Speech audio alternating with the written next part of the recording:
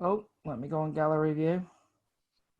There we go. We're on gallery view. We are This is your recording. first disc. Is this your first rodeo? Is it, mate? This is the first rodeo. This is, ladies and gentlemen, Andrew Ellis's first rodeo. This This is the last one now for a while. is gonna, Again. yeah, man. Which is weird because when we ended series one, we didn't know it was the end of series one. We kind of just went, ah, shit, we've got no more time, and then just kind of couldn't do it. But now we've kind of made a mutual decision to kind of cut this one where it's at, which is strange, really, isn't it? Saying, Yeah, it is a bit strange, but I think what we've done is we sort of at the beginning of lockdown, we sort of decided that we was going to pick up because we figured a way to do it on Skype and Zoom, which we're using. But I mean, personally, I just don't feel like it's got the same energy yeah, as what it would have if we was in the room with these people. yeah, But I mean, it's still been great, and I mean, no disrespect to any of the other guests, but you know, I think my favourite episode of this series, and maybe of them all, was Johnny Harris. I was gonna Um, say, what was your favourite? And I was thinking that one myself, to be honest. Yeah, Johnny's was, yeah, it was such like it was just such a beautiful, meaningful chat, and given the circumstances that we was in at the time, mm, and he's just got such a way with words with Johnny Harris has, and we just listened, didn't we, for an hour and 10 minutes, yeah, which, you know, some people have said in the reviews that maybe we talk a bit too much, but then on the other hand, our podcast is very much a pub chat. It's not it's not an interview. it's not an interview. So that's I mean, it was very much an hour of Johnny Harris, which was beautiful. Yeah.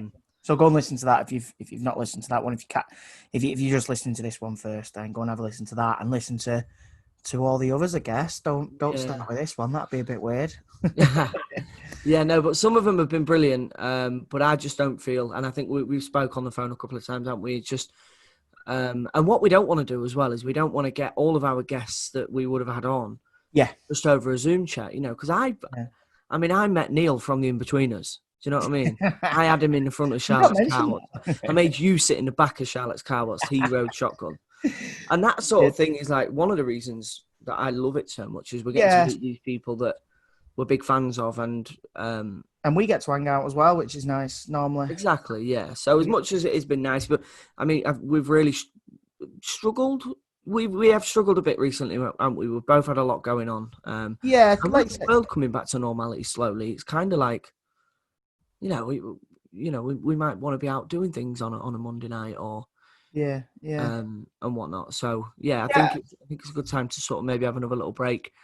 yeah. I think, like you said, I think I'm eager to start kind of get back out there now, and I think we can probably start doing that soon. We'll have a little rest, recuperate, and one of the things that's been great about this series is because at the beginning when we did a lot of the chats at the beginning of the lockdown, we got hold of some amazing guests that would have loved to have done it either way, but we're just always busy. So I think now, off the back of having such amazing guests, we can now reach out and get some more amazing guests for, meeting sort of face to face. If we have to sort of all sit 2 meters apart in their house or whatever, it just means I ain't got to drive around the country picking you up. I know, I've got to find my own way there. I might have to get on my bike. You might have to finally pass your driving test. I know. My mum's been at me on that all week.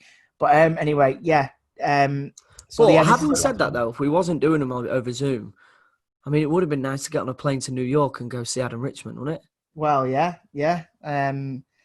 I like New York. It's a lovely city. Yeah. And as you just said, the guest this week's Adam Richman, who probably most famous for Man versus Food, right? Yeah.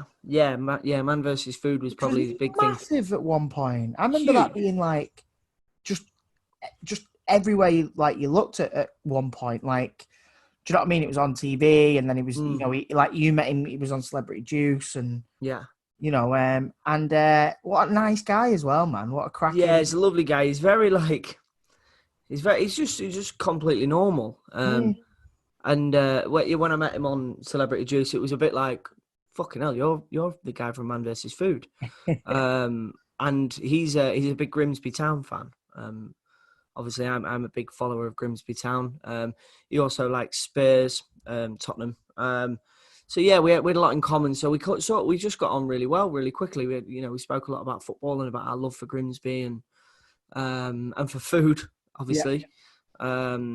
But yeah, I think we did try get him on very early, didn't we? Again, I think we were going to meet up with him, in back when the world was normal, and again we just couldn't. My little one is crying, so should we roll the podcast? Yeah, I'll go and see to her. Charlotte's crying as well, mate. She's always at it this time. Come back after the podcast. We'll have a little debrief. I'll see you in a minute when I've put a dummy in a kid's mouth. See you in a minute. Enjoy.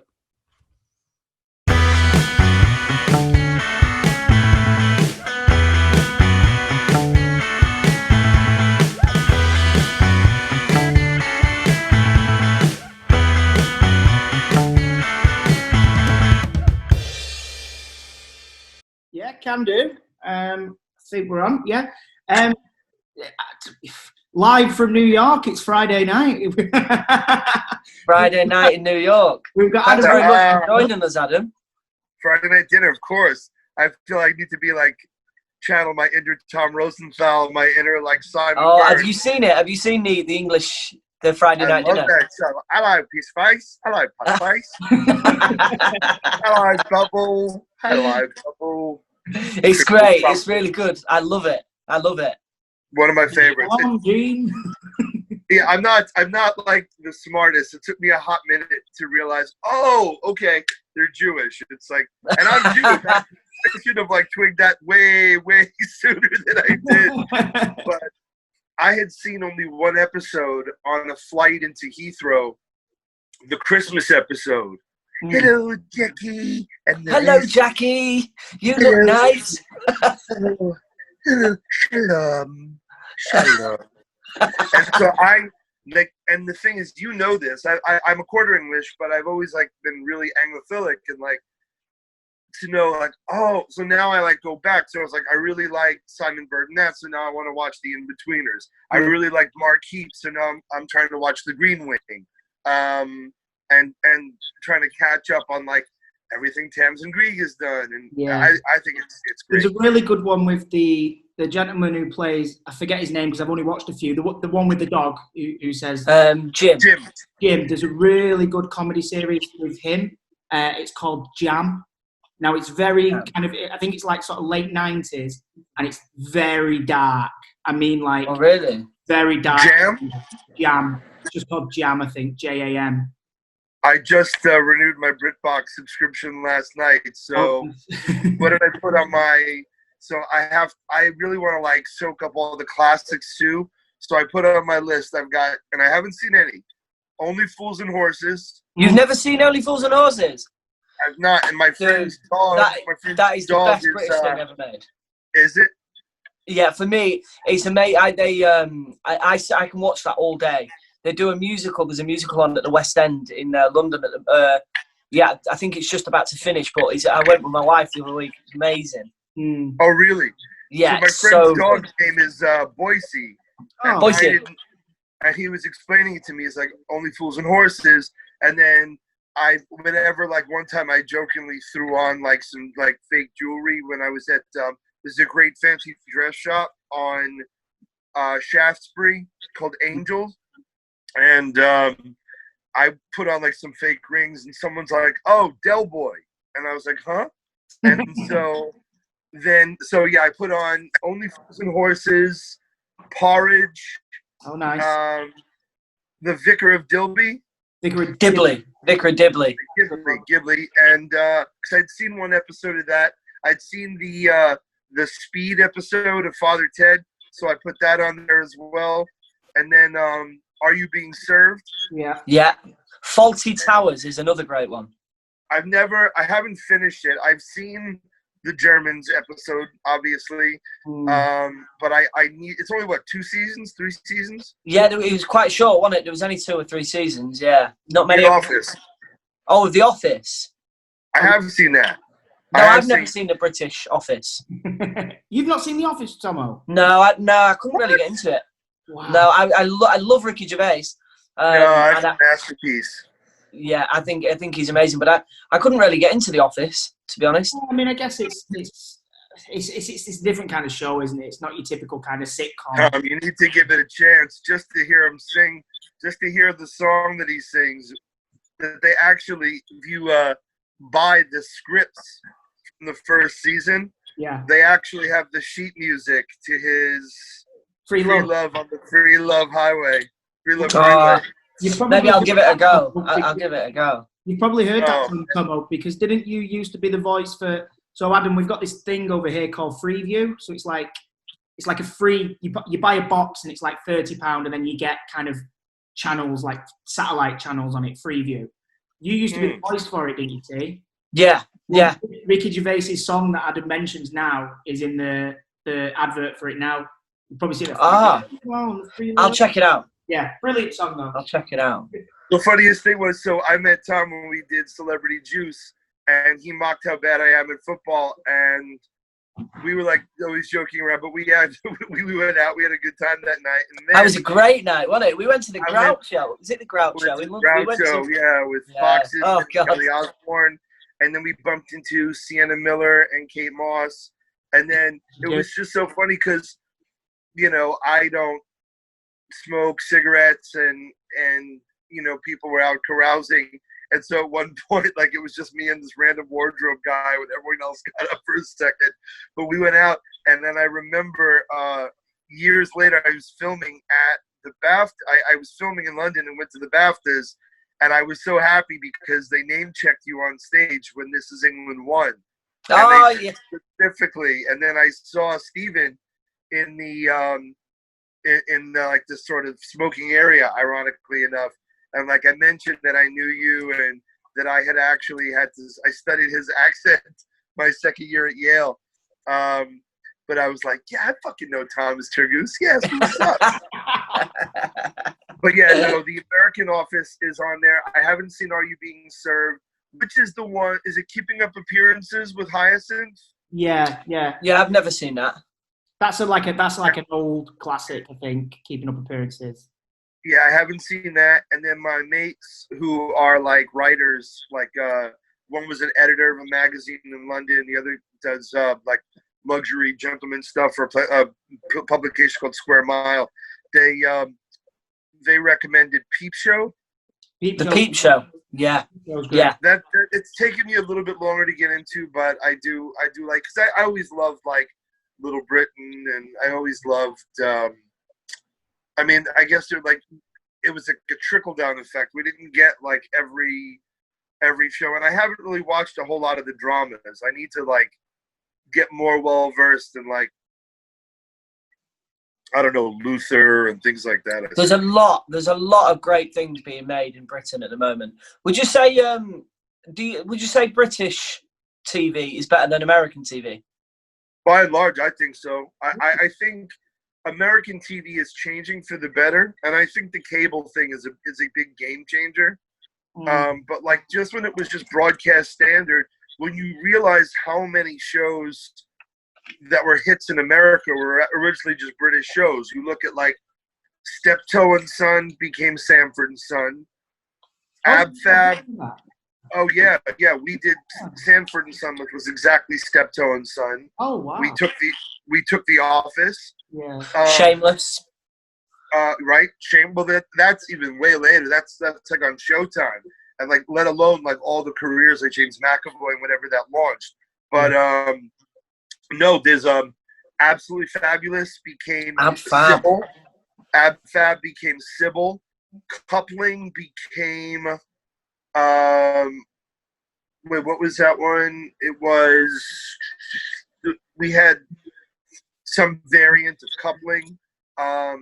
So I think that I think generally speaking, maybe it's because being part of Europe exposes people to more, and they think on a much more, I don't know, a higher level perhaps, you know, that it's not as provincially minded and stuff, that even the panel shows, like, I would love to live in a culture where we could have things like, you know, any of the Jimmy Carr shows, 8 out of 10 does Countdown, you know, any of those. I think great. Like I'm honored to say I'm friends with John Richardson, and and have done some shows with Richard Osman, and I think and Rachel Riley and stuff. And there's just the idea. Can you imagine? I mean, again, my president just suggested injecting disinfectant and UV lights inside the body. Yeah, and you guys have shows where people are doing mathematics on primetime television. Yeah. That I don't really think, you know what I mean? Like, there's got to be like, we have to have at least one sexy mathematician to be like, hey, 10 divided by 4 plus 7, 27. You know what I mean? But we don't have it. I also think we don't have the watershed like you guys do. And we don't have... In what way do you think you guys can show more kind of violence pre-Watershed, or you just don't really show it? Or Well, from what I was told, I'll never forget this. And, like, it also really speaks to... So I think that to the typical American, right? Maybe one who hasn't really traveled to England or had a lot of contact with English people, that they probably have this association with the entire culture, with their pinkies up, drinking tea. Yeah. You know what I mean? Like everyone lives at Downton Abbey. And I think that no one really knows in America. I mean, maybe if you're a little more savvy, you know what a council house is. You've watched Top Boy, things like that. Yeah. Show you one now. Yeah, I mean, I'm just saying, like, I remember when I got Mike Skinner's first album, The Streets, original Pirate Material. What an album. Amazing. One of the best albums. Love it. I do a very good impression of the opening beat to that, We've got to hear it. album. We've got to hear it. We've got to hear it.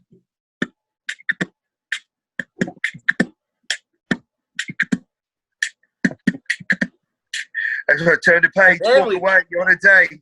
There we go. Generation moment. That's amazing. Yeah, oh man, too much brandy. Like, users need excitement. If their lifestyle provide them, say incite violence. Common sense, simple common sense. But like, I remember, like, Well, there's the advert for this episode. That's great. DJ EZ. Yeah, totally. I was only trying to say, my body was trying to say that you better stop drinking brandy.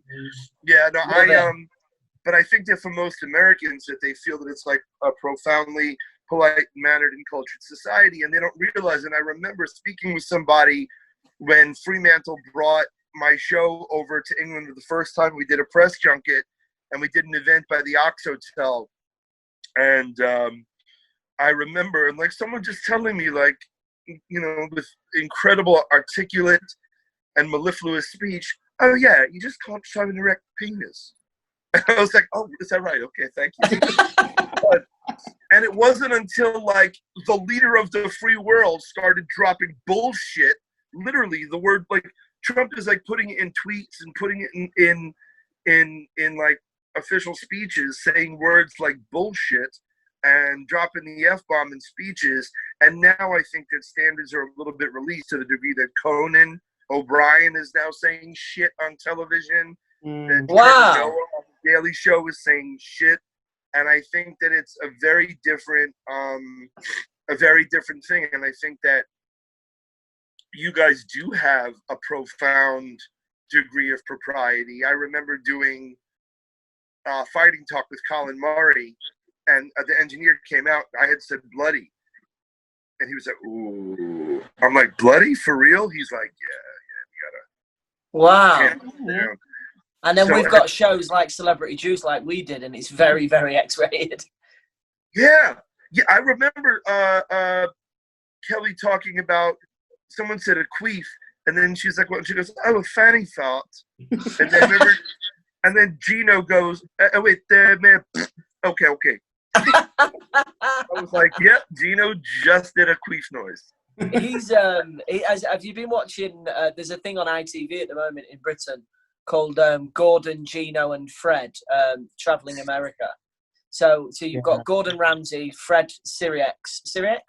He's the waiter from First Dates, and Gino DeCampo. So it's basically those three driving through America, trying all the great foods and doing all the great things. Like, it's really, really good if you can find that over in the States. That's really Gino, Gino, Gordon, and really Fred. funny. Sorry, Gino. It's called Gino, Gordon, and Fred. You say? So yeah, Gino, Gordon, and Fred. Do America or something, I think. Do America or something like that. It's available on the ITV player, but I'm not sure what it's like over in the States. But yeah, that's very sort of like with them being over in the States and traveling around the States. It's very there's a lot of swear words and a lot of like drinking, and they're trying CBD oil and things like that. So that's so yeah. I mean, it's good fun. It is really good fun. But, yeah, I want to see. I played in Soccer Aid with Jack Whitehall, and he and I have maintained correspondence. And he's great. I love Jack. I wanted to see the show that he's doing with his dad. That's quite. Yeah, that's good. That's on Netflix. With my dad, I think. Yeah, but Netflix. Yeah, it is. It's different in the States. Yeah, no. How was that, Adam? We recorded another podcast this afternoon with a guest who's playing in this year's Soccer Aid, and he's so excited about playing. How was that for you? It was amazing. I tore my calf my first day. Yeah, you trained a lot for it, though, didn't you? You lost a lot of weight. I did, and it really bummed me out. I think, my first day, you're playing for Jose Mourinho, and I was just really geeked out, and then I tore my calf, and so I really didn't get a whole lot of time on the pitch, unfortunately. I know you'll say it's because I'm shit at football, but No. I thought you was good for the 4 minutes that you was playing. Was that where you were at, Tomo? I did go. I went to that one. Yeah. Yeah. I think I remember that. Yeah. It's a little bit of a sore spot, I guess. It was an amazing experience, but I tried to get in the following one, and they were like, oh, we're trying to, thanks to your interest in trying to replace, get new blood in, and yet they have some of the same, Gordon back, Patty back, Nicky Byrne back. So it's like, well, if you just don't want me there, just say you don't want me there. Oh, no, don't feel like that. I've been trying for years to It's a good cause. It's a great cause, and I'm happy that we raised millions of pounds for UNICEF, and it's bigger than Adam Richman, but I feel that it made me sad that I didn't get a chance to come back. And I don't know. I'll be 46 next month. I don't know if I'm going to have – and also I have to confess, I played for 7 years, and I played as a fullback and as a holding midfielder, and then I really wanted to fucking score a goal, so I made them play me up top, and I'm dog shit as an attacker. And so a little bit of the onus is on me too, because had I played in the position I had been playing for even almost the experience of it all, like they do a big training week and things like that, don't they? They take it very serious.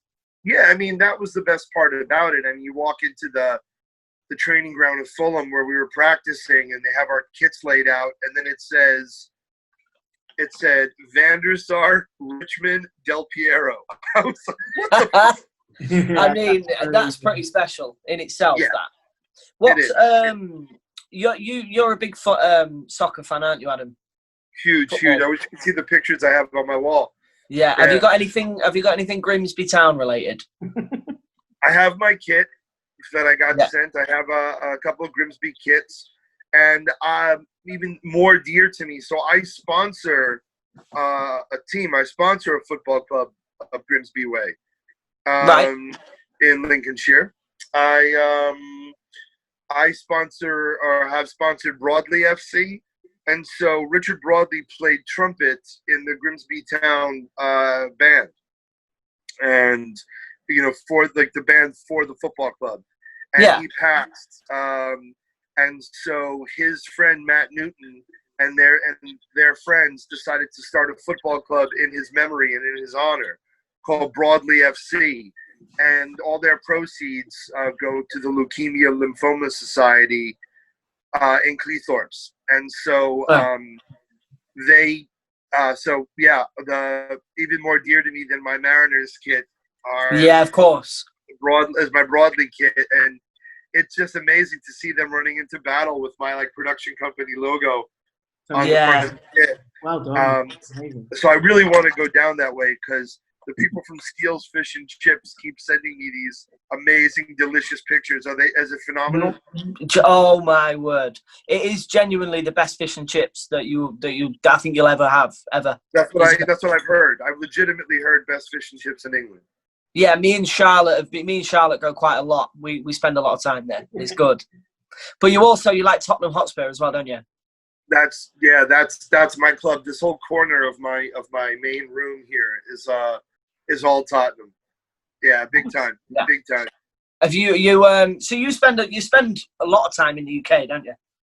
Yeah, it killed me. I finally had an apartment there, and I had to run home.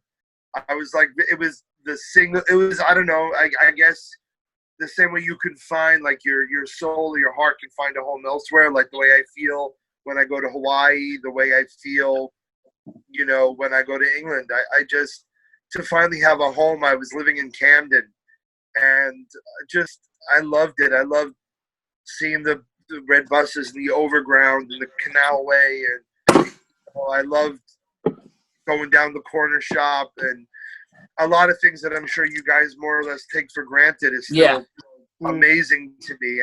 My friends always try to give me my news agent education, and like you said, like, I haven't seen Only Fools and Horses. I still haven't had my Monster Munch sandwich. I haven't had, my friends up north said I have to have a pie barm. I haven't had a babby's yet. But of all the good food that you've travelled the world and tried, I mean, to say that you've not had a Monster Munch sandwich yet, it's pretty special. Yeah, but that's the shit that I mean. Like, I love that. I love that, having Morecambe Bay prawns, having I had my first gammon when I was in Morecambe. I just think that there's just something so special about that country and about the actual culture. And to be fair, not that I haven't had good barbecue or I haven't had good burgers in England, but I think that when English places do English food in a traditional way, I find it really very special. Like pub grub. That's what we call it, pub grub. I like the pub grub, but even like there's a place in Brighton called the Salt Room, and they use a wood-burning oven called the Jasper, Spanish wood-burning oven. And it was like some of the freshest seafood done perfectly. There's a place in Soho called the Ember Yard. Again, just perfect execution. Anything Neil Rankin does, Chef Neil Rankin. Such good stuff in England. And also, everything closes so damn early that it's also, I have to learn how to drink with English people. I have to get my pacing is shit. I have to work up to like. I think I remember you going home early that night when we was out in London. I think I remember you going home early. No. No, did you not? Was we out? Maybe you just went out as late as me. I think I was still going until the next day, to be fair. No, I was going, and then I had a social engagement that I had to get to. And, I also and Foxes split the cab with me. Yeah, Lou. Yeah. And so she had to jump in. She jumped in, and then I was like making sure, because I jumped out first in Shoreditch, and I was like, I gave the driver extra. I go, look, she was like fucked up. I was like, make sure she gets of home. Course. Yeah. Just going back to good food in London, which would take us on to your first subject. We've been speaking about texting for a while about your overrated subjects, and one of them, the first one was, if you want to tell us what that was. So overrated to me is the concept of needing to get to or needing to get a table at the new hot restaurant. Right. That to me is overrated. And I think that it's kind of like back in the day, you might meet a celebrity and get an autograph. Maybe if you were lucky enough to have had one of those disposable cameras on you, whatever, you'd get a picture, or someone, if you were maybe a tourist, you'd get a photo. But now everyone has an HD movie studio in their pocket. Yeah. And let me get a photo, let me get a video, let me get whatever. TikTok, Tomo. TikTok. Let me get a TikTok, exactly. So I think that it's weird when, like, eating something is a status symbol. Like when the cronut came out and there were lines down the block to get a cronut. There's a place in Greenpoint here in Brooklyn. To get a what? Sorry, a cronut. Cronut. They sell them. I think Timber Yard in Seven Dials by Covent Garden still has them. What's a cronut? What is one? It is a hybrid. So I found out about it from my friend, the late great Anthony Bourdain, and he introduced them to me. They were created by a guy named Dominic Ansel, and they are a hybrid of the croissant and donut. Okay. Right. And sounds different. very rich, very, very rich. Not necessarily my bag. You know, and I, Lord knows, I will eat decadent food, but you know, I still have yet to do a cronut. But I always think it's just super weird where it's not like I want to go to this place because the food intrigues me. I want to go to this place because the room is really sexy. That's like, I want to go to this place so I can tell people I've been there. Just seems kind of messed up to me. I just think you lose sight of it. And it becomes like, oh, you haven't been? Or, you know, or, oh, you're going to really impress the girl. I got us a table at Gato. I got us a table at whatever, Nobu, Hakkasan, whatever it is. You know what I mean? Yeah. It is like you say. It's just it's a kind of a way to kind of show off, isn't it? Like you say. Oh, and especially nowadays, it's like people are probably doing it for the gram, for the Instagram or the Facebook, more than the date or the food. Yeah, and I'm aware of my own hypocrisy in that, like, that's how I am. You guys call them trainers, but that's how I am with sneakers. Is that like, you know what I mean? If I got the new hotness, I got two different types of Jordans in the past week and a half, which I'm a little pissed at myself for doing. Like, I'm happy I got them, but I'm kind of like, this is like wartime, dude. You need to be spending your money on like disinfectant to inject into your blood. Like, I'm with you on that. Injectable UV lights. Well, I am with you on that. There's very, very few things come close to a fresh pair of sneakers. You have no idea. This week, I copped some heat. I copped some fire. Nice. Dude, I got two new of the new Jordans, the Jordan Lows, and I got the DMP 6s. And I filmed a TikTok, Tom, about. Have you got a TikTok? I do. I have posted 3 TikToks. One of when I shaved, one of my production company logo, like the animatic, and then one of these shoes. Nice. Oh, well, there you go. Well, that's what's important to you. But it goes back to what Andy's just saying. I guess like with a lot of fancy restaurants and stuff in London and Manchester, it almost seems as if people feel like they have to check in on Facebook and Instagram just to show that they've been there.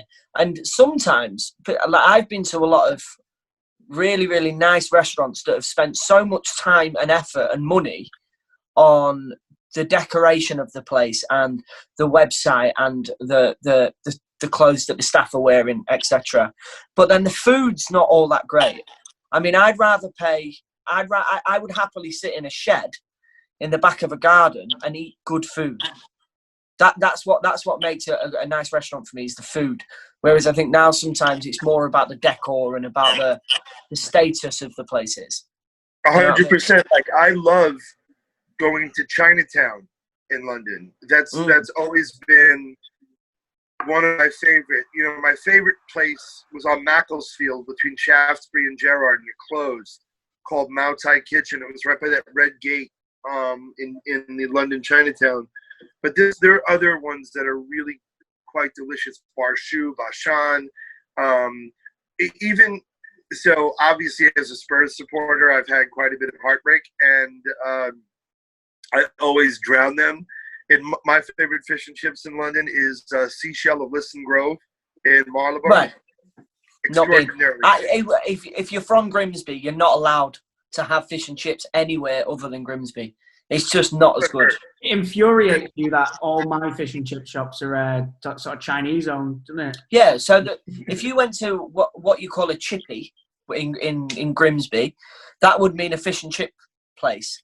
Whereas if you go to Manchester, where Andy lives, they have a chippy, but they sell Chinese food as well. Yeah, so Is all that our right? yeah, Which all is- our chippies are Chinese restaurants too, which is I've never understood why, but yeah, strange. See, well, one of the things that I really loved about, I really had an amazing time in Manchester. So my director I also have a series about food and football all over the world on Copa 90 called Menus. My director's from Stockport. Oh, And so he was sort of introducing me to like a little bit of the difference with the culture of North and whatever. And I was working with a company there to create a line of sauces. So I was there for a bit, and things like chips and gravy, things like pie barn, things like, even the more artisanal things, like that's what I mean, like Northern Soul grilled cheese. yeah, in Manchester. great place. Great place, great people, great music, Yeah, and a I'm not great attention to detail. Have you ever been to Hip Hop Chip Shop? yeah, it's great, isn't it? Hip hop chip. Hip Hop Chip Shop Good. in The Manchester. one in Manchester, right by the BBC, they had a little sort of wagon, cart, truck thing, and they use a fish called coley, and it's like a sustainable fish, and it's the batter's extraordinary, the mushy peat, like everything is just superb there. What's that place? Crazy Pedro's or something? Yeah. Crazy Pedro's. Yeah. Great. And Lindy is the owner there. They made him into the logo there. But that place, terrific pizza. I loved Australasia in Manchester. But what I'm saying is that you guys also have like that. What's that one like sort of alleyway that's all the curry places? Oh, the Curry Mile.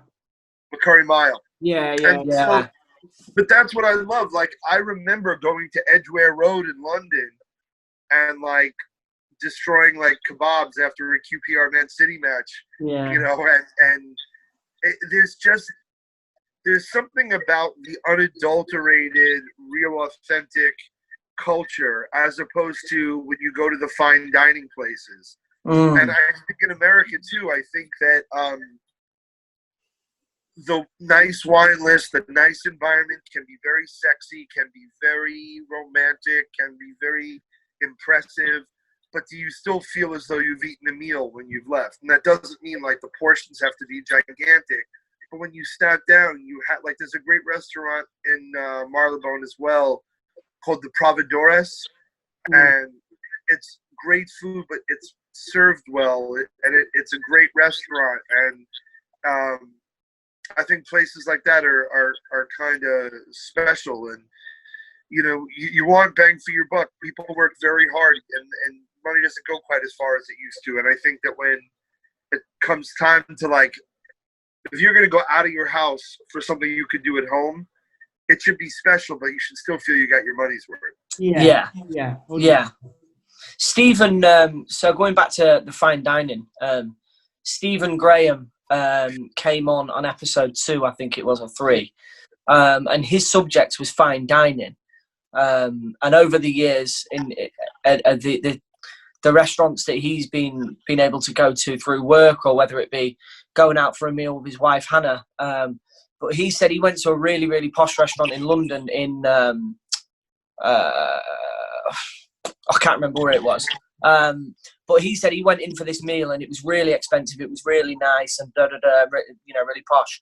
But he said as soon as he came out, him and Hannah just looked at each other and just said, "I'm still hungry. Like I'm starving still," because the portions are very small in these like really fine top restaurants.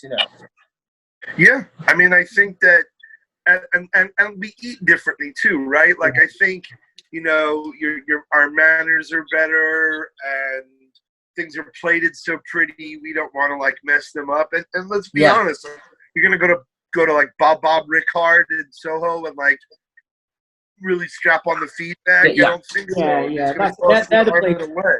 They're the places I prefer. Like where you can just kind of you pig out and you kind of you feel like you're getting a bit of bang for your buck, I guess. You know what I mean? You're getting a bit. I imagine whenever you walk into a restaurant, Adam, Uh-huh. when you walk into a restaurant, the owners and the chefs must think, "Oh fuck!" Like this guy knows his food. Like we need to. I think they think I know the food. I mean, I don't think anyone's like, "Holy shit, he's going to order 12 turkeys." But I think that he's if they recognize me, it could be like 50-50, right? It could be, let's see what the asshole thinks versus let's send him out some of X, Y, and Z. Yeah. And I think that's the one thing that I miss, like a good, like the neighborhood Italian restaurants, not like the fancy Italian restaurants. Love Italian food. Yeah, I mean, like that's maybe why I love going to Camden Market so much, because these little independent sellers are trying to just hit that comfort food note, and they're doing it from so many different angles. There's like a great vegan Reuben place that they have in Camden Market now. There are really great pizzerias like Franco Manca popping up, and even I've had good pizzas at Pizza Express. I don't know. I just think even like places like on Islington High Street. I love the Wilmington near King's Cross. Great roast dinner there. You can cut it with a spoon. It's like what's your thoughts on a Sunday roast? I love it. I'm not. I had a great one. So I'm filming a show for the Dave channel right now. Yeah. Called Adam Richman Supperman, and it's on. We were filming in Haworth, like Bronte country, and there's a place called the Hayworth, I believe is the name of the place, and they did a lamb roast dinner, and it was extraordinary. I mean, a good crispy roasted potato. A Yorkshire pudding is not something that we normally get in America. Yeah. So that texture, that flavor is all new to me. But I love a good roast dinner. I think that they are. I would. It's a good thing I don't live in England. I would have one every damn day. I would have one every. Well, that's the thing, right? Sorry, go on. No, I was saying my mate said that, like, that's the thing. It's like, I always see like people having steak and chips, but it's one of those meals that you could have in England with some degree of consistency of execution, and still feel like you ate some. Yeah. It's a shame that it's sort of a traditional Sunday meal. A roast is very much a Sunday. Like it feels weird to have one midweek, which I think is a real shame. Because Charlotte makes the best Sunday roast I've ever had. We had a guest on a couple of weeks back, and his subject was Sunday roasts. He thought that they was overrated. So, as you can imagine, there was uproar about that because. I love them. I think that it's people think comfort food has to have bacon or smothered in gravy or whatever, but I think that there is. Sundays like always kind of almost make me sad in that, it's like the end of the pretty weekend and back to the grind and whatever. It's a little different maybe in our business because we work the weekends, we work the days, whatever. But I always sort of feel like if it makes you happy, have breakfast for dinner. It doesn't make a difference if it's not the morning, it's not whatever. I love that. I think that's one of the things that I have really only found in England, is like a really good classic roast dinner. I think same thing, like I've had better burgers in America, but I've had better roast dinners. And also I finally got to go to like a real cafe in London. A real cafe. And then that was the thing too, that like I've heard that is CAF more northern or more southern? CAF versus I think cafe. CAF's more southern, yeah. I'd call it a cafe. I'd call it a cafe, yeah. Cafe, yeah. A cafe. And you guys say bath instead of bath, right? Bath, yeah. Like you take a bath, Yeah. I saw a sign in Stockport that said, It's BATH, not BARTH. Or BAFF, bath. Yeah, that's how some people would say it. But going on to your second subject, which I thought was a great one. I thought that was a real good one. Your second one was having a ripped physique. It was. Talk us through that. Maybe this is me just being bitter, you know? I think that I trained for 2 years and worked meticulously on my diet for Soccer Aid and lost a lot of weight. And I'm not going to lie. I mean, I felt great in my own skin, and I'm a clothes horse. So I like being able to wear stuff from designers I otherwise couldn't, or wear a style of clothes that I otherwise couldn't or hadn't. So that was awesome, and I liked all the attention from girls. That was cool too. But I also realized that there are people that are genetically predisposed towards really like being defined and stuff like that. And I'm not one of those people. And I guess for me, especially now, as I've gotten a little bit older, I mean, I was in Soccer Aid 6 years ago. Is that how long ago Soccer Aid was? 6 years? 2014 was when I did it. Yeah. Wow. The one we went to. I think that in the Instagram era where being pretty is so valued, I think maybe it's even just where we are culturally. Well, it's almost a fad. It's almost a fad to be in good shape now. People they just want to be in that good shape just because everybody else is, you know. I mean, I think as long as I can remember, there was always like the hot workout video, the hot diet. Yeah. I mean, as far as I could go back, Jane Fonda videos and the grapefruit diet and the South Beach diet and the Atkins diet. And you guys in England had 5-2, and in South Africa they had the Banting diet and all these things. I think if it allows you to lead a healthier life, but I guess like I've met a lot of the sort of fitness influencers, and some of them are nice people, but some of them were really vapid, and some were actually downright horrible people. Mm-hmm. And I think that it's tough when we live in this world where image is so important that you're told remember, I went to Yale Drama School. I was an actor first and foremost.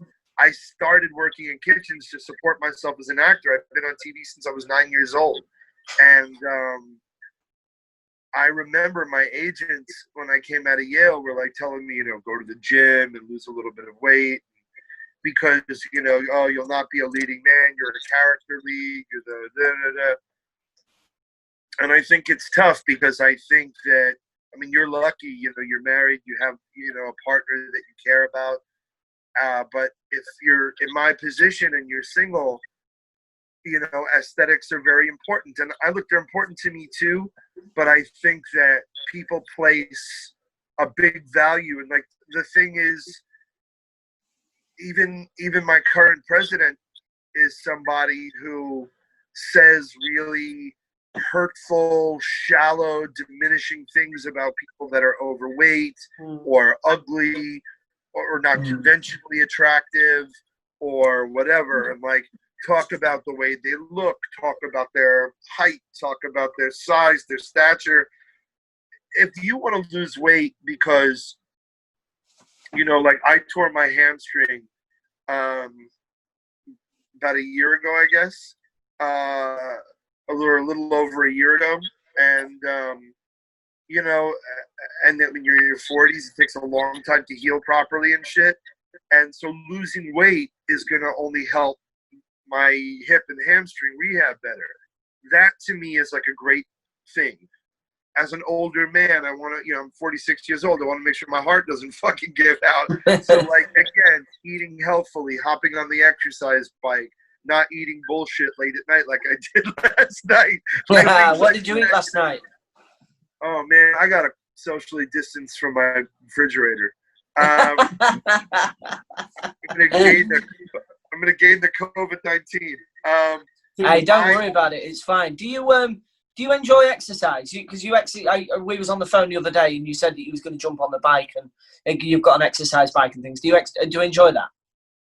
You know what? I actually really like doing elliptical a little bit more. My favorite thing is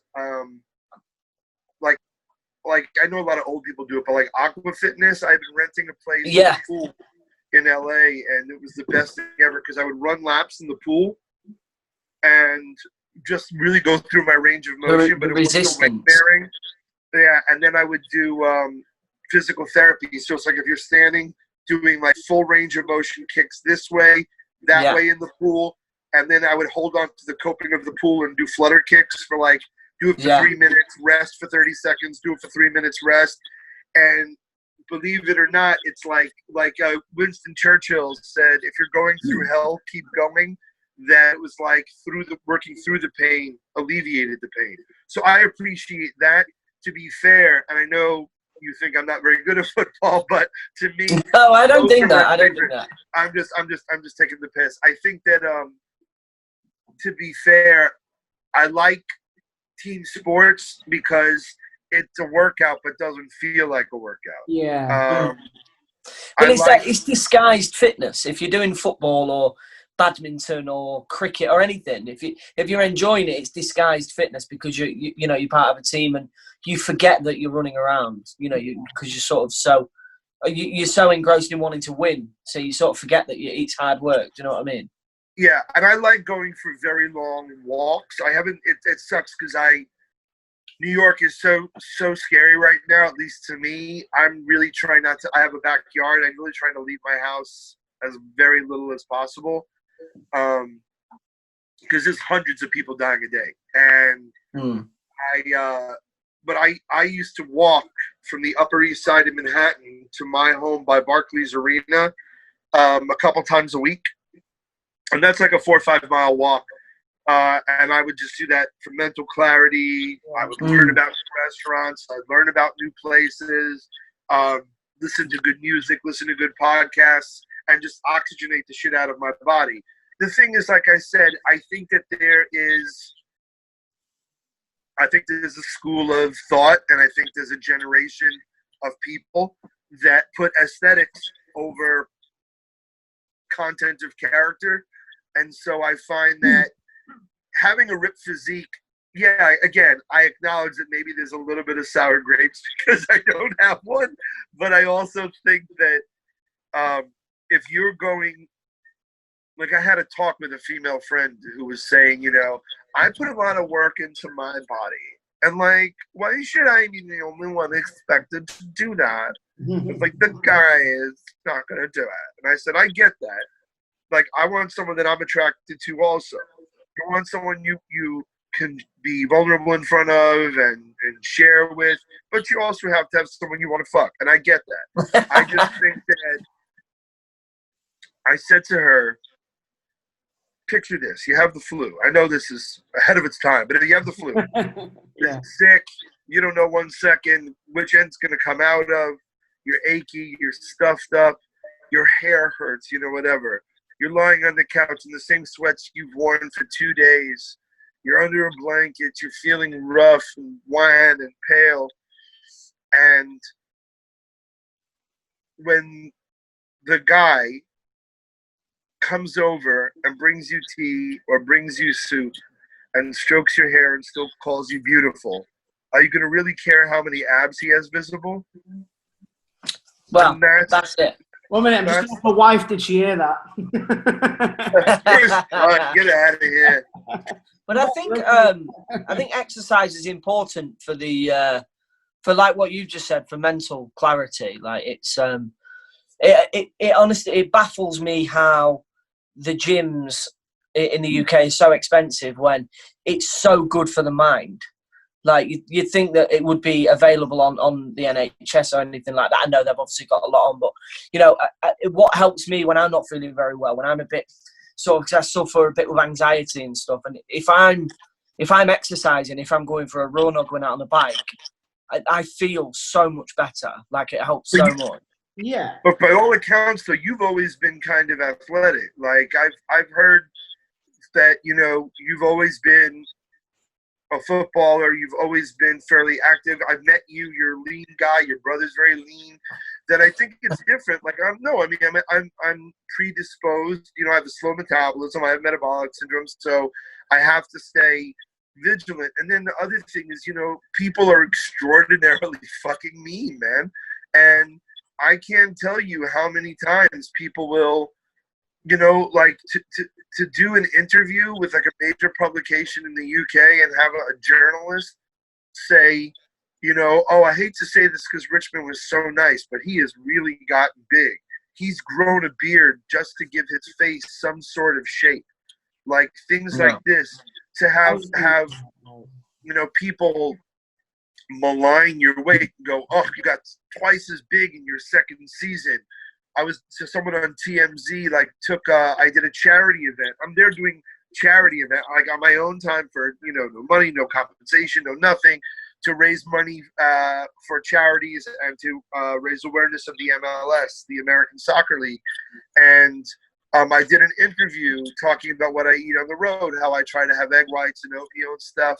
And then this Irish reporter for TMZ is like, what absolute radish. He's tripled in size since the show started. And it's like, I know you're just talking about someone on television, but it's actually me. It's actually a human being in resident. And I know there's a school of thought that'll be like, well, dude, tough shit. You wanted a job in the public eye. You want the cash and prizes, the recompenses that you have to put up with these kinds of slings and arrows. I personally think that, dude, I do DJs. I've been DJing recently. Yeah, I saw. Thanks, dude. And I've been doing these sessions and like getting a couple hundred people a night. It's been a lot of fun to do. And in the midst of a pandemic, people still have the capacity to make fat jokes and to talk about it. And so I think that, so you're saying that if I were ripped and a shit DJ, you would enjoy it more? Or like, I remember when I lost weight, I had people saying I was a traitor and I had turned my back on food. I'm like, I turned my back on food? I'd be fucking dead if I turned my back on food. So I think that if being healthy is not overrated, but being aesthetically, I look like, Ryan Reynolds. Okay, I would love to be able to take my shirt off at a beach and not feel self-conscious, but I do. But by the same token, I also know that I'm a good person and I try to care about everyone before I even met them, Yeah. And that's all you can do is, don't judge a book by its cover, I guess, is an old one, but it's a lifestyle, isn't it? Yeah, and even these people who are aesthetically, good to look at and stuff, they're not necessarily healthy, because a lot of it, is... And I bet they're boring. If they go out for a meal and they're eating a salad because they need to get so many grams of protein in just so they can have their six-pack, it's like... I know a couple who are kind of like that, and I've been out with in the past, and you're trying to enjoy a meal, and they're just constantly looking at what they can and can't have and stuff, and you're like, just eat, just eat, treat yourself. You can run an extra little bit tomorrow or whatever you want to do, but you've got to, again, maybe I'm speaking from the other end of it, being a big lad myself, but you only live once. As long as you moderation and be as healthy as you can, you don't have to be. I think moderation's the key, isn't it? Yeah. Yeah, I also have a bit of insomnia, and the more that I'm vigilant about my sleep, the better my metabolism is. And not eating late, that's big. The problem is, we're home, hours tend to blend. Between digital cable and Xbox, it's very easy to stay up late. By the way, I made it to the Euro Finals. I'm very happy right now. What's that? On FIFA, Oh, you're in the finals on FIFA? I am. We just won the league. I'm playing through a career, and I'm on loan from NYCFC at Atalanta in Serie A. We've won the league with games to spare, and just beat United to get into the finals of the Euro. I think we're going to go up against Olympique Marseille. I think it's a Marseille or Lyonnais. I don't know who we're playing in the final. But no, what I'm saying is it's hard to get that discipline, and I'm really going to try to there was my trainer and my football coach is English. He's from Archway in London, which means I've never heard him say a T in the middle of a word ever. We practice at a park in LA called Rancho Park, which is at the by 20th Century Fox, by Pico and Motor, Motor. And he's like, mate, I'll see you at Rancho, Pico and Motor. Motor. I'm like, huh? Wait, what? But he was telling me to try to use no artificial light this weekend. So open all the windows, be up with the sun at 5 or 6, in bed by 10. And I've been reading more about that the closer your circadian rhythms can get to the sun, the better off you are. With sleep. Makes sense. Yeah, it really, really does. And sorry? And just upping my water intake. Yeah, honestly, genuinely. I've done, I think, 3 of these today. So I'm drinking a lot of water at the moment. But it is the weekend, so I will be swapping that for Budweiser tomorrow. Yeah. Is that your preferred drink? I think so. Lager. Yeah, lager. I think it would be Budweiser, yeah. Because we had beer in Thailand, I remember. I remember we went out for beers in Thailand. Yeah, what was we drinking? It would have been Chang. Chang or Singha? Chang, wasn't it? It was in Bangkok, wasn't it? Yeah. I think Budweiser is my drink of choice. But if I'm away, like I was when we met in Thailand, I'll always try and drink the local beer. I'll always say if you go over to Spain, you might have a San Miguel, or if you're in Italy, you'll have a Peroni or whatever. I'll always try and have the local beers. But if I'm going to the supermarket, I'll always go for Budweiser. I think in England, definitely. Such a funny night because I saw you, and then watched a girl shoot ping pongs out of her hooch, and then I always wished I were really good at ping pong, so I thought it'd be really good if we could volley for serve. Like if she popped it out, and knocked it back in, shot up and knocked it right back in, and we sat there going for 21. Just come on, bitch, let's do this. Thailand's a great place. If I got it right back in. I was just she was going for velocity. She put topspin on it. She was like Rafael Nadal. I was like, all right. It was like oh my gosh. Yeah, it was like Vagina Federer. And then and the funniest thing was, so it's I saw my mate Thomas, and then all of a sudden, so then we go to Soy Cowboy, we're watching and then after that, I was laughing how we ended up sort of old Jewish men, it was me, remember my cameraman, my sound guy, and then we ended up just a pub at the end of Soy Cowboy. It's their version of a British pub, and it's the one place on all of planet Earth I've seen Spurs TV in public. I didn't even know it was a thing. They had Spurs TV. They had the channel that they all make. Yeah, MUFC and things.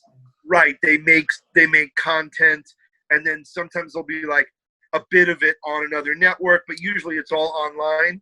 And I couldn't believe it. I'm there, I'm I just watched, pure carnal craziness. Saw my mate, and then it's and we're eating club sandwiches in the middle of Thailand, and because I don't like to do that. I like eating from street vendors and whatever, and I was just holy shit, man, this is the most random night ever. Seeing Tom from Grimsby, seeing a girl shoot a ping pong ball out of her holy of holies, and then all of a sudden, go figure. It's great. Just quickly, just on the final one, because Andy really wanted to talk about this subject. Yeah. What was the final subject? I don't remember. What was it? Pork pies. Cold pork pies. Cold pork pies. Yeah, see. So, Talk to me. Again, for that Couple 90s show for Match Day Menus, we filmed in one of the prettiest prettiest areas I've ever been in, a place called Grange over Sands. Yeah. Right by the Lakes District, like kind of just south of Scotland. And at one of the most impressive butcher shops ever, a place called Higginson's. And it's the type of butcher shop that I wager they don't really make anymore. You know, the men behind the counter had ties and aprons and kind of, you know, merchant ivory boater hats and things like that. And, you know, salt marsh lamb and samphire and stuff. So we were there because Morecambe FC's pies, the hot ones, had been voted best in England, to the degree that they sell Morecambe FC pies at Harrods. And you're up in Manchester, when they open it, I can't recommend them enough. The chicken ham and leek, steak and ale, I believe. Those two are remarkably good. And it's the crust, it's like third generation pastry chefs, and they have never given the recipe to the club so that the head chef could always guarantee jobs for his children. Nice. Wow. It's super. So I had hot pies before. I had been to Manzi's, Tower Bridge, for pie mash and liquor. Yeah. I had been, when I was waiting for a meeting at ITV, I got there early, and I went to Pie Minister on the South Bank. Prime Minister, that's amazing. That's so clever. I've never been. I just love the idea of that it being called Prime Minister. But I hadn't had real liquor until I went to Manzi's and saw that they make a little wall with the mash on the edge of the plate, so it holds the liquor in. And people were like shitting on me because I didn't get double pie, double mash, and I was just like, I only have one asshole. Like, that's a lot. Like, you're gonna blow an O-ring out like the Challenger, God forbid. So I was like. No, so my producer, he got us each a sausage roll. Now, the sausage roll was warm, and I was like, oh, this is really lovely. So then he said, you know, and the butcher's like, have you never had a real pork pie? And I said, no. And I said, oh, can I get them out of the oven? And they all looked at me like I was crazy. And they said, no, you have a pork pie cold. And I said, what? And they're That's like, the rule. yeah. I'm like, that thick, gelatinous kind of sausage, you have it cold? Like, when you could have it warmed up? He's like, no, that's what you do. You just eat it cold. To me, it seems like you lose, like, a lot of the nuance of flavor, and texturally, it's not as nice to bite into. It's like cold sausage, isn't it? Yeah, I mean, I just want to talk about this because I never really got them when I was a kid. Same, like, you're like, why do I want this cold? And then, like, the jelly. The little jelly layer, isn't there? Yeah, but, like, as I've grown older, like, I actually went to the shop the other day to get some supplies in, and they had some pork pies, and I was like, ooh, I really want a pork pie. And I don't know where that's come from. I guess maybe it's, like, an age thing as I've grown up, because you know, I don't know. It's a very... I think it's a very northern thing. Is there a condiment that's meant to be used with it that perhaps I'm missing? Tomato sauce, ketchup. No. What is it, like Branston pickle? That's what you want on a pork pie. Branston pickle. Branston pickle, okay. Yeah, pickle. That's the thing. Like, wait. Let me see if my northern's good. Wait, so that what I'm gonna that. Nice. That were hanging. You sound like Korean Billy when you say it, though. Have you seen that guy, Korean Billy? Korean Billy? Oh, it's basically he's an internet guy, and he's from Korea, but he did the different accents of Britain, and you sounded exactly like him when you said that we're hanging that. Does he do a good job or a bad job? Oh, amazing job. I mean, terrible at the accents, but brilliant to watch. What do you Adam, you sound like a Korean doing an English accent. He sounds exactly like a Korean doing British, different accents as well. So he does a Scouser, he does a Manc, he does everything. I did spend one Halloween in Essex in Romford. Oh yeah, and that was those were also like they're learning a new kind of slang, learning a new kind of language. And I remember I was outside because my buddy is from there, and he invited me to a house party, and I was excited because whenever you get invited to like a house party in a country you don't live, it's always really cool because you see the similarities, you see the difference of culture. And I remember we were in the garden, and I was sitting there, and this guy comes over. He's like, "Oi, ain't you the geezer from Man vs. Food?" And then That's good. That's a great accent.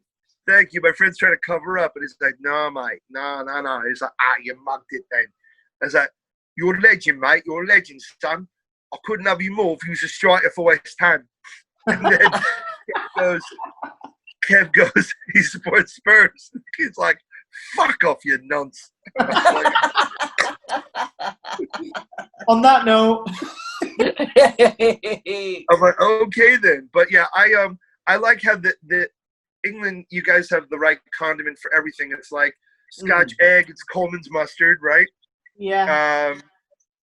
Branston pickle, HP for full English.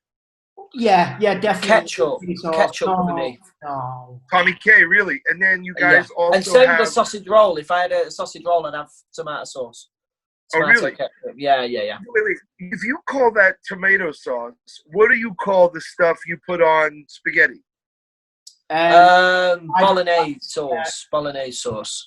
But that's only if it has meat in it, right? Yeah. You mean what's it called? Passata.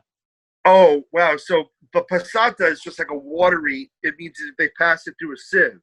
See, that's the thing that's interesting that I've always loved, that like when we were filming this like gourmet roast dinner, I love it that like you guys will call it a passata.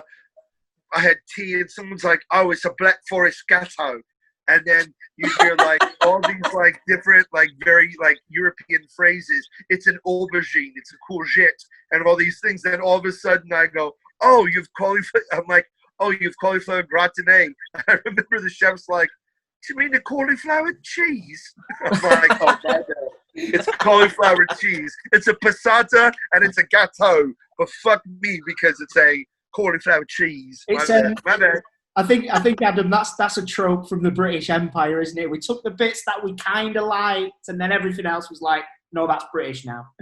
Yeah, exactly. It's like we'll take gâteau and we'll take the name Windsor. Yeah. We don't want to be Hanover anymore. Well, like that's the thing that's amazing, though. It's why I always love. Like I think that sometimes when English food, like when I've gone to the Wolseley or the Delaunay, that you can have really wonderful food, but it's always the really wonderful food that copies the home cooking. That when I've gone to like the high-end haute cuisine, like Thomas said, well, okay, it's like a 2-pound coin made of beef, and that's great. And now I want to go to Burger King. Yeah, exactly. Yeah. And I love that you guys are embracing it. There's a place in Whitechapel called Tayab's that's known for their lamb chops. And you go there and you get lamb chops and veggies and this and this and this, and it feels like a meal. You can go to, New Malden for Korean food and get like a real Korean meal. And I like the little regional things, like going up north, like Pea Wet. Pea Wet. Yeah. Never been. It's the juice from peas. You dip your bread in it. What's wrong with you people? What is wrong with you people? Mine would be like a, imagine trying bean wet. Bean wet. Yeah, that's nice, isn't it? Bean wet. They have Bean Wet. Oh, really? Yeah, I filmed with this. She won BBC's Best Home Cook. Her name is Pippa. She's on Instagram. She's really lovely. We filmed with her for the show on Dave, and she's from up north, and she's helping me create a recipe for Johnny Vegas. Oh, right. And I've seen Benidorm, and I'm cultured. I've seen Benidorm. Have you been to Benidorm though? No, and I haven't been to Shagaloof either. Don't do it. We went to Benidorm 2 years ago for my stag do. Did you? In America you'd call it a bachelor party, right? Yes, and a hen do we call it bachelorette party. Exactly. Yeah. So we went to Benidorm. There was 40 of us, and we went to Benidorm on my bachelor party. It was a great place. I mean, we didn't try much food. We tried a lot of KFC. But If you want to see, that's Spain. Is that Spain or Malta? it's Spain. Spain. If you want to see real, true Britain, go to Benidorm. Yeah, if you want And to. what's Magaluf? Where's that? Magaluf is in Spain. It's in Palma Nova. It's like a British. So if you want to see real Britain, weirdly enough, go to Spain. Yeah, Because I've heard that. So I've heard it called Shagaloof, but so what's it called? Son, Sex, and Suspicious Parents, or something like that. Yeah, that's good. That's really good. And I was shocked that like I was seeing nudity and what have you, but there was a tweet that I saw that kind of went viral, and it was when I was in England I produced a play at the Southwark Playhouse, and it was one of the first times I got a chance to spend a good chunk of the summer in England, and someone had like posted a tweet saying like how girls will diet and get tan and get buff just to go to like Benidorm or Magaluf and get jizzed on by a guy from Leeds. But that sounds about right. But I've also never been to so I had gotten Brighton Rock when I was in Brighton, and it was funny. My mate, the one that lives in Essex, or was from Essex, he said, "Hey, you in town? We're grabbing a pint." I said, "I'm filming up in Brighton," and then he goes. So again, I didn't know what the word meant. So he goes. So we have a mutual buddy named Simon. He goes, "Oh yeah, popular cottaging area. Simon loves it up there." So I thought it meant he had like a beach cottage, like he had a beach house. And I'm like, "Oh," he comes up, he has a cottage up here. He's like, "I don't think you know what that word means." And he's like, "I was making a joke about Simon." And then like he sent me a link, and I was like, "Ooh, That's what that means. It means something totally different. Exactly." But he was telling me about like the hats that would say "Kiss me quick, squeeze me slow," Yeah, and like that was that, and Hailing Island. Mm. Like What's by Hailing Island? Yeah, Hailing Island and Like by West Wittering. That he like those seaside towns, and apparently like those towns are kind of like pretty rambunctious as well. yeah. Blackpool's like Blackpool's great. one. You know, Is it? Oh yeah, Yeah. It's like that's like the British version. The British version of Benidorm, basically. Like you can get like candy kind of lollies shaped like dicks. Like It's where the tattoo parlours are open until 5 a.m. Yeah, That sort of place. Where is Blackpool in relation to the map? Like So it's on the north, south? on the west from the coast. northwest coast, so it's not far from Manchester. A little bit lower than sort of Cumbria and stuff like that. But it's a great place. Down from Cumbria. I really want to go there. Next time you're over in England, we'll take you over to Blackpool next time you're here. I want to go to still have to go to Grimsby, and I really want to go. There's so many places. I'd really like to go to Newcastle too. I mean, it's just a place I've heard so much about. And Great people. Really lovely. I'm about to say, really met just lovely people. I think that I've seen snippets of the Geordie Shore, and I've seen. I remember. Don't take that as an example. God. That's what I had heard. And then same thing, like I had seen that show, The Valleys. And then a day after like watching a few episodes, I met my buddy Ben Davis for the first time from Spurs. And I remember I was like asking him, like, "Is that what that shit's like?" And they're like, "I'm tapping and fuming. My name's Chitty." I was like, what the Yeah, don't take shows like that for example. But No, just buy that. Listen, Adam, I think that'll be about it, mate. I think that'll do it. But thank you very much for chatting to us, dude. It's been great. Yes, you do. Thank you so much. Yeah. We'll you'll have to let us know when you're next over, and we'll try and catch up for a beer and some bean We'll juice. go up Blackpool Tower. We'll go up Blackpool Tower. It's like a small. We'll go Blackpool Tower and have some pea drink. What do you call it? Pea wet. We'll have some pea wet. We'll have some pea wet pie barn. Absolutely. Look, at the end of the day, I miss you guys. I miss that country more than anything, and I hope we get to travel there safely. I know they said it's supposed to come in 2 waves, so hopefully that second one will will crash. About to get the antibody test soon. So Yeah. please stay safe, everybody. Fingers crossed. Nice one, Adam. Take care, mate. Stay safe, guys. You too. Take Bye care, now. bud. Bye, bye, bye, bye. You're good.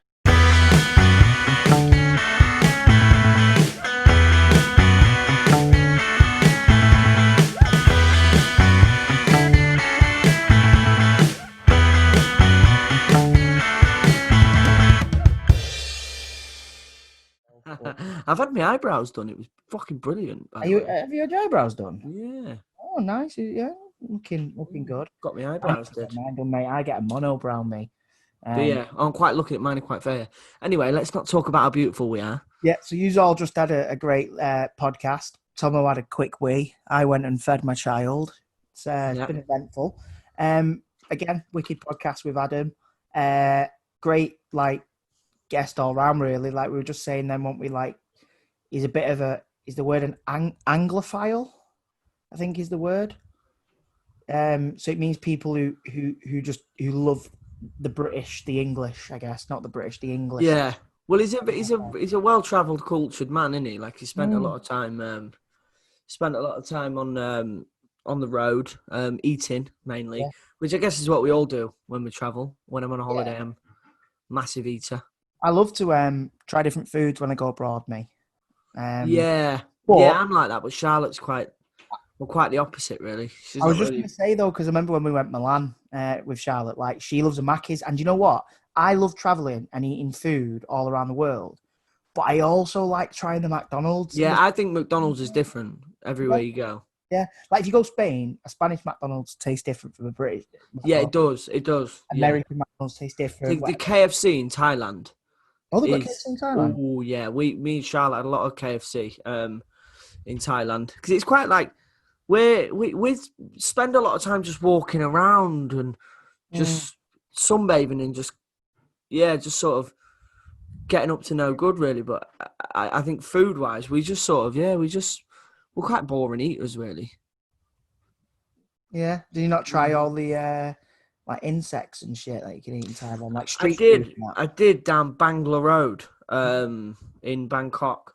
Me and Charlotte went down. It was on one of the last nights. I was sat with a French, an English guy who taught French, and he was working over in Bangkok.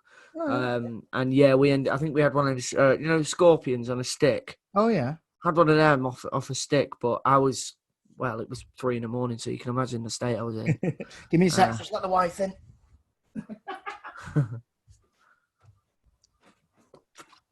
This is why we're stopping, because Andy's so busy. Just busy being a dad and a loving husband. We're recording them, so don't jump in this time. Oh, yeah, she did last week, didn't she? Yeah, she jumped in. She made an appearance. She asked me to cut it out, but I was like, nah. Yeah, so, how was the scorpion? Nice? I didn't really taste of anything. It just tasted burnt, really. Going back to Adam, like you say, amazing guest who has obviously, like you say, travelled the world and tasted many delights, but didn't like pork pies.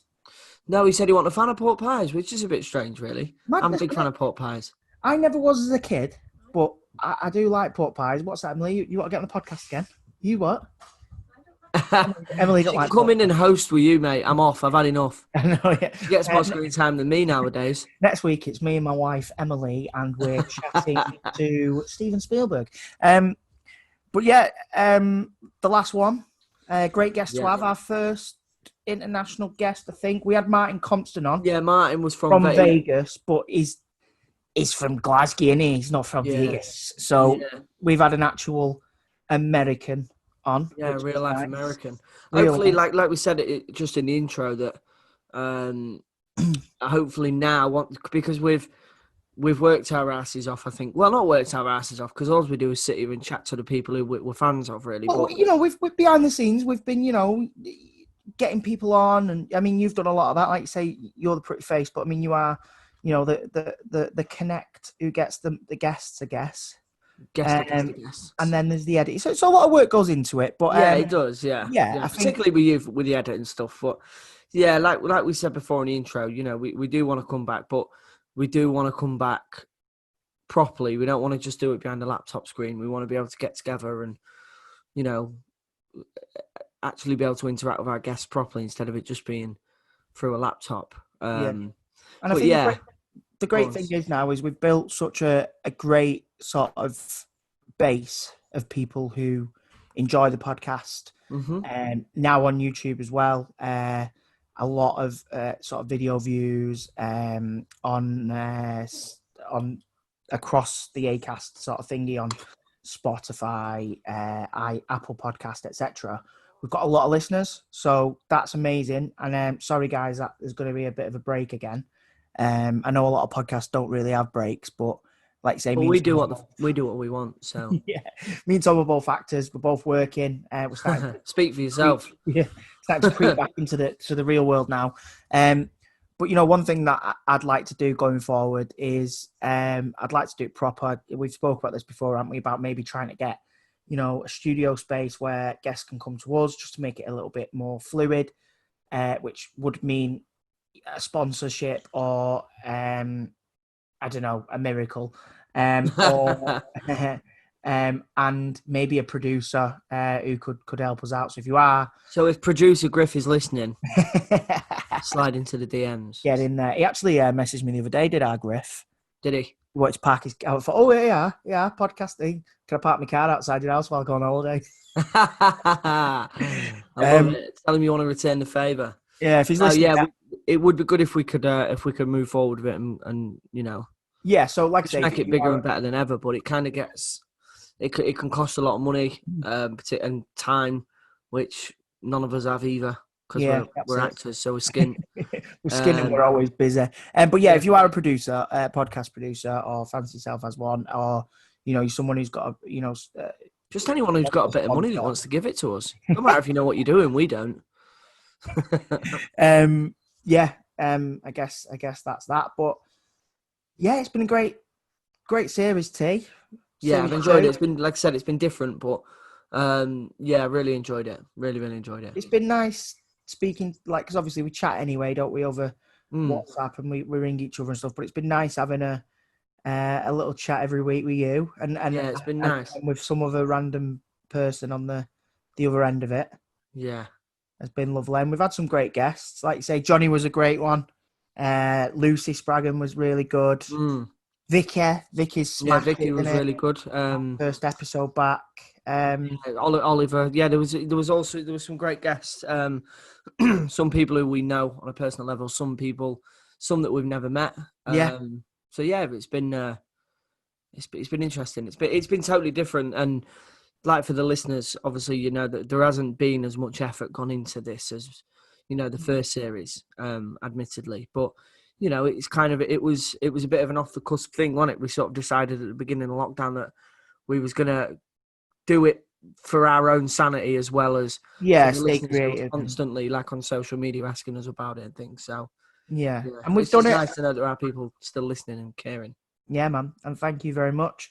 And guess we'll see you for series 3, hopefully, when we get back on the road and get adjusted to the new normal. I know, I'm going to delete your number now for a couple of months, and then I don't want to hear from message you on Facebook or something at some point. or you'll just at me on TikTok or whatever you do on there. Yeah, on the old TikToker. Right. Thank you very much, guys, to everyone that listens, to all the Patreons that have supported us, etc. Please do continue to tell your mates, continue to share it, continue to like it, etc. Because every view, every share, everything does count. Thank you very much. Cheers, T. Cheers, mate. Take care. To series 3. I'll chin. Cheers. Yeah, chin with our mental Monday night drinks. Bye.